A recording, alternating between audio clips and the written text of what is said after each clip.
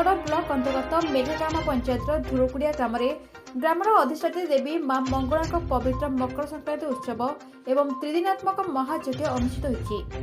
मुख्य पुरोधा पंडित चंद्रशेखर त्रिपाठी पौरोहित यज्ञ कार्य अग्रसर होउछि। तांको एभली पवित्र कार्य अन्य सहयोगी पंडित तथा देवी प्रसाद मिश्र, शरद कुमार दास और मनमोहन मिश्र आदि उपयुक्त सहायता प्रदान करछथि। पंडित मानक बलिष्ठ मंत्र ध्वनि में मंदिर परिसर प्रकम्पित होता बेले आखपाख ग्राम गुड़िक धार्मिक वातावरण सृष्टि होउछि। प्रथम दिवस में श्रद्धालु भक्त द्वारा कलश शोभायात्रा होता। द्वितीय दिवस में सूर्य पूजा गीत यज्ञ सांगक विष्णु सहर्ष नाम पाठ कर।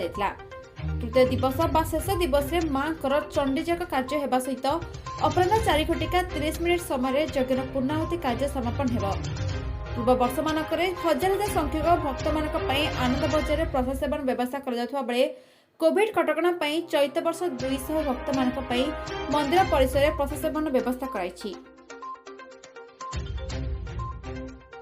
Bureau report ABC TV.